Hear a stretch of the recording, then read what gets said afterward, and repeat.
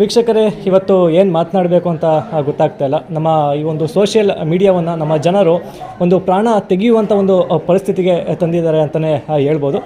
ವೀಕ್ಷಕರೇ, ಯುನೈಟೆಡ್ ಮೀಡಿಯಾದ ಮತ್ತೊಂದು ಹೊಸ ವಿಡಿಯೋಗೆ ಸ್ವಾಗತ. ಇವತ್ತು ನಾನು ಬಂದು ಕೇರಳದ ಕೋಯಿಕೋಡ್ನಲ್ಲಿದ್ದೀನಿ, ಅಂದರೆ ಕ್ಯಾಲಿಕಟ್ನಲ್ಲಿ. ತಮ್ಮೆಲ್ಲರಿಗೂ ಕೂಡ ಗೊತ್ತು, ಇಡೀ ದೇಶಾದ್ಯಂತ ಈಗ ಒಂದು ಸುದ್ದಿ ಆಗ್ತಾ ಇರುವಂಥ ಒಂದು ನ್ಯೂಸ್ ಅಂದರೆ ಕೇರಳದ ಒಬ್ಬರು ಯುವತಿ ಕೇರಳದ ಒಂದು ಬಸ್ನಲ್ಲಿ ಲೈಕ್ ಆ್ಯಂಡ್ ವ್ಯೂಸ್ಗೋಸ್ಕರ ಒಬ್ಬ ಅಮಾಯಕನನ್ನು ಬೇರೆ ರೀತಿಯಲ್ಲಿ ಪೋರ್ಟ್ರೇಟ್ ಮಾಡಿದಂಥ ಒಂದು ವಿಡಿಯೋ ವೈರಲ್ ಆದ ಬೆನ್ನಲ್ಲೇ ಆ ಯುವಕ, ಅವರ ಹೆಸರು ಬಂದು ದೀಪಕ್ ಅಂತ. ಅವರು ಈಗ ಸೂಸೈಡ್ ಮಾಡ್ಕೊಂಡಿರುವಂಥದ್ದು. ಇವಾಗ ನಾನು ಸದ್ಯ ಅವರ ಮನೆಯಲ್ಲಿದ್ದೀನಿ. ನಾನೀಗ ಅವರ ತಂದೆಯವ್ರನ್ನ ಮಾತನಾಡ್ಸೋಣ ಅಂದ್ಕೊಂಡೆ, ಬಟ್ ಅವರಿಗೆ ಕನ್ನಡ ಬರೋದಿಲ್ಲ. ಅವರ ಸಂಬಂಧಿಕರು ಇದ್ದಾರೆ, ಅವರಿಗೆ ಸ್ವಲ್ಪ ಕನ್ನಡ ಬರುತ್ತೆ. ಅವ್ರನ್ನ ಮಾತನಾಡ್ಸೋಣ. ಸರ್ ನಮಸ್ತೆ. ನಮಸ್ಕಾರ. ನೀವು ದೀಪಕ್ ಅವ್ರಿಗೆ ಏನಾಗಬೇಕು ರಿಲೇಷನ್? ನಮ್ಮ ಅಂಕಲ್ ಮಗ ಅವರು. ಇದು ಇನ್ಸಿಡೆಂಟ್ ಅಂದರೆ ಹೋದ 17ನೇ ತಾರೀಕು ಕೆಲಸಕ್ಕೋಸ್ಕರ ಕಣ್ಣೂರು ಡಿಸ್ಟ್ರಿಕ್ಟಲ್ಲಿ ಹೋಗಿರೋದು, ಪಯ್ಯನ್ನೂರು ಅಂತ ಊರಲ್ಲಿ. ಅಂದು ವಾಪಸ್ ಬರುವಾಗ ಪ್ರೈವೇಟ್ ಬಸ್ನಲ್ಲಿ ಬರುವಾಗ ಒಂದು ಹುಡುಗಿ, ತುಂಬ ರಶ್ ಆಗಿತ್ತು ಬಸ್ಸು. ಆವಾಗ ಹುಡುಗಿ ಅದು ಪರ್ಪಸ್ಫುಲಿ ಅವಳು ಹಿಂದ್ಗಡೆಯಿಂದ ವೀಡಿಯೋ ತೆಗೆದಿರೋದು. ಅದು ದೀಪಕ್ ಅಂದರೆ ನಮ್ಮ ಫ್ಯಾಮಿಲಿಯಲ್ಲಿ ಇಷ್ಟೊಂದು ಸೈಲೆಂಟ್ ಆಗಿರೋದು ಯಾರೂ ಇಲ್ಲ. ಅಷ್ಟೊಂದು ಒಳ್ಳೆಯವರು. ಅವರು ಯಾವುದೊಂದು ಆ ಥರ ಹ್ಯಾಬಿಟ್ಸ್ ಏನೂ ಇಲ್ಲ ಅವನಿಗೆ. ಬರೀ ಕೆಲಸ. ಇಬ್ಬರು ಒಬ್ಬನೇ ಮಗ ಅವರು, ಅಪ್ಪ ಅಮ್ಮಗೆ.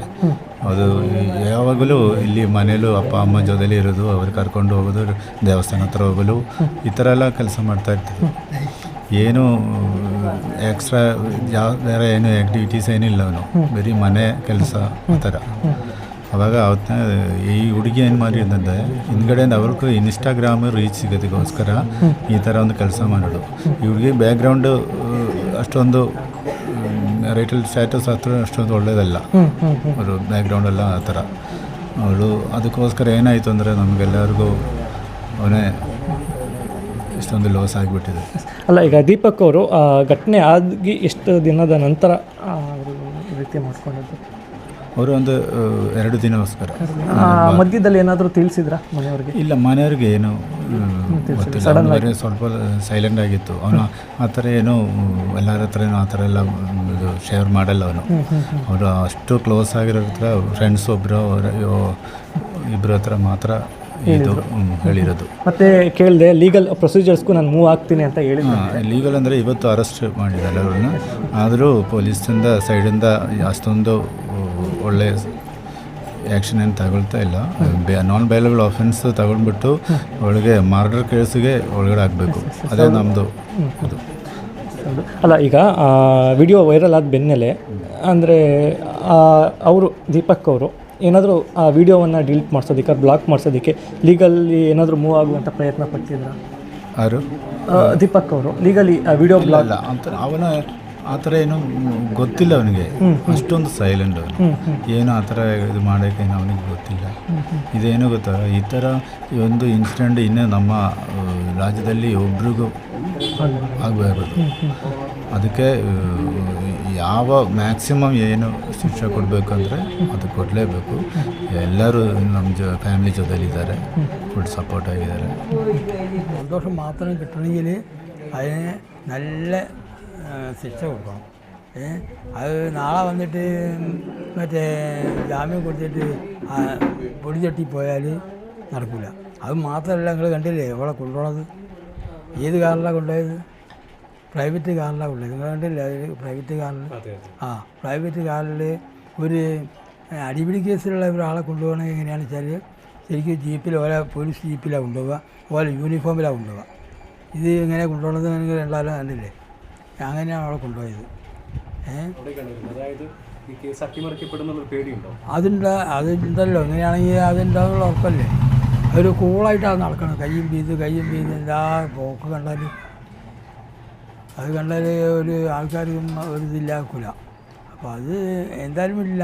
പക്ഷേ അതിന് നല്ല ശിക്ഷ അവർക്ക് കൊടുക്കണം. അതിന് ജീവന തടവിന് അവൾ ശിക്ഷിക്കണം. ഒരു കൊലപാതക കുറ്റമാണ് അവൾ ചെയ്തത്. ഇപ്പം ഇതിനകത്ത് ഇപ്പം ഈ പോലീസുകാർ കേസെടുക്കാൻ തുടക്കത്തിൽ മടിച്ചിരുന്നു. മടിച്ചിരുന്നു. ആ ആൾക്കാർ ഇന്നാപ്പം വന്നതും ആ ലേഡിയുമാണ് ആ പോലീസുകാർ ഇതാകുന്നത്. ഒരു രണ്ടാളപ്പോൾ അവളെ കൂട്ടി കൊണ്ടുപോകുന്നത്. പോലീസുകാരുടെ ഭാഗത്ത് തുടക്കത്തിൽ പോലീസുകാരുടെ ഭാഗത്ത് ഒരു എങ്ങനെയായിരുന്നു പോലീസുകാർ ഒരു സുഖമില്ലാത്ത ഇതാണ് ഉണ്ടായത്. ആ ഈ വിഷയം ഈ വീഡിയോയുടെ കാര്യമൊക്കെ തുടക്കത്തിൽ പറഞ്ഞ പോലീസുകാർ എന്താ പറഞ്ഞത്? അതിപ്പോൾ അങ്ങനെ ഒരു ഇതായിട്ട് പറഞ്ഞില്ല.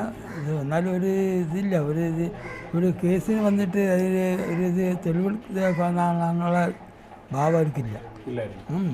അവർക്ക് ഇതിന്ന് തെറ്റിപ്പറ്റി പോകണമെന്ന് വർത്താൻ പറഞ്ഞു പോകണം എന്നില്ല, വേറെ ഒന്നുമില്ല. എന്തൊക്കെയാലും ഇപ്പോൾ കേരള സമൂഹം വലിയ രീതിയിൽ ഏറ്റെടുത്തൊരു കേസാണ്, അതുകൊണ്ടായിരിക്കുമല്ലോ ഇപ്പോൾ അറസ്റ്റ് ചെയ്യുന്നതായിട്ടുള്ളത്. ആശങ്കവാദിനായിരിക്കും. ആള് സമൂഹം അവർ വെറുതെ വിടില്ല എന്നുള്ള തോന്നലുണ്ടാവും. അപ്പോൾ എന്തൊക്കെയാലും അറസ്റ്റിൽ സന്തോഷമുണ്ട്, ആശും സന്തോഷമാണ്. പക്ഷേ ഈ അവർക്ക് ശരിക്കുള്ള ശിക്ഷ കിട്ടണം, അതാണ് വേണ്ടത്. എങ്കിൽ മാത്രമേ നീതി കിട്ടുള്ളൂ. ನೋಡಿದ್ರಲ್ಲ ವೀಕ್ಷಕರೇ, ಈ ಒಂದು ಸೋಷಿಯಲ್ ಮೀಡಿಯಾವನ್ನು ನಮ್ಮ ಜನರು ಯಾವ ಮಟ್ಟಿಗೆ ತೊಗೊಂಡು ಬಂದು ನಿಲ್ಲಿಸಿದ್ದಾರೆ ಅಂತ. ನಿಜಕ್ಕೂ ಕೂಡ ಬೇಜಾರಾಗುತ್ತೆ, ಒಬ್ಬನೇ ಮಗ ಅಂತಲೂ ಕೂಡ ಹೇಳ್ತಾರೆ. ಸೊ ಅವರ ಆತ್ಮಕ್ಕೆ ಶಾಂತಿ ಸಿಗಲಿ ಆ್ಯಂಡ್ ಇವರ ಮನೆಗೆ ಆಗಿರುವಂಥ ಒಂದು ಪರಿಸ್ಥಿತಿ ಯಾರಿಗೂ ಕೂಡ ಬರಬಾರ್ದು ಅಂತ ಕೇಳ್ಕೊಳ್ತೀವಿ. ಆ್ಯಂಡ್ ಅದರ ಜೊತೆಗೆ ಈ ಒಂದು ಪ್ರಕರಣ ಉದಾಹರಣೆ ಆಗಬೇಕು, ನೆಕ್ಸ್ಟ್ ಯಾರು ಕೂಡ ಇಂಥ ಒಂದು ಕೃತ್ಯಕ್ಕೆ ಭಾಗಿಯಾಗಬಾರ್ದು. ಆ್ಯಂಡ್ ಅದರ ಜೊತೆಗೆ ಒಂದು ಪ್ರಕರಣದ ಅಪ್ಡೇಟ್ ಬಂದು ಈಗ ಆಕೆಯನ್ನು ಕೋಯಿಕೋಟ್ ಪೊಲೀಸ್ನವರು ಬಂಧಿಸಿದ್ದಾರೆ.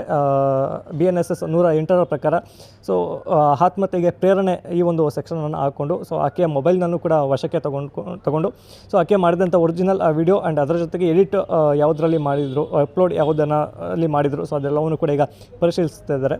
ಸೊ ನಾವು ಕೇಳ್ಕೊಳ್ಳುವಂಥದ್ದು ಇಷ್ಟೇ. ಆ್ಯಂಡ್ ಅದರ ಜೊತೆಗೆ ಇನ್ನೊಂದು, ಆಕೆ ಪೊಲಿಟಿಕಲ್ ಬ್ಯಾಕ್ಗ್ರೌಂಡನ್ನು ಕೂಡ ಹೊಂದಿದ್ಲು ಅಂತ ಹೇಳ್ತಾರೆ. ಸೊ ಆ ಒಂದು ಕಾರಣಕ್ಕೆ ಸೊ ಈ ಒಂದು ಲೈಕ್ಸ್ ವ್ಯೂಸ್ ತಗೊಳ್ಳುವಂಥ ಒಂದು ಹುಚ್ಚು ಇದೇ ಇರುತ್ತೆ ವೀಕ್ಷಕರೇ. ಸೊ ಆ್ಯಂಡ್ ಅದರ ಜೊತೆಗೆ ಆ ಒಂದು ಬ್ಯಾಕ್ಗ್ರೌಂಡ್ ಇದ್ದಿದ್ದರಿಂದನೂ ಕೂಡ ಇಷ್ಟು ಲೇಟ್ ಆಯಿತು, 3 ದಿನಗಳಾಯಿತು ಅಂತಲೇ ಹೇಳ್ಬೋದು ಬಂಧಿಸೋದಕ್ಕೆ. ಸೊ ನಾವು ಆದಷ್ಟು ಕೇಳ್ಕೊಳ್ಳುವಂಥದ್ದು ಏನು ಅಂದರೆ, ಏನೆಲ್ಲ ಕಾನೂನು ಕ್ರಮವನ್ನು ತೊಗೊಳ್ಬೋದು ಆ ಕಾನೂನು ಕ್ರಮವನ್ನು ತಗೊಳ್ಳಿ. ಸೊ ಈಗ ಆರೋಪಿ ಅಂತಲೇ ಹೇಳ್ಬೋದು. ಸೊ ಆರೋಪಿಗೆ ಶಿಕ್ಷೆ ಆಗಲಿ ಆ್ಯಂಡ್ ಅದರ ಜೊತೆಗೆ ಈಗ ಈ ದೀಪಕ್ ಅವ್ರಿಗೆ ಆತ್ಮಕ್ಕೆ ಶಾಂತಿ ಸಿಗಲಿ ಅಂತ ಕೇಳ್ಕೊಳ್ತಾ ಸೊ ಇವತ್ತಿನ ಒಂದು ವಿಡಿಯೋನ ಮುಗಿಸ್ತಾ ಇದ್ದೀನಿ. ಧನ್ಯವಾದಗಳು.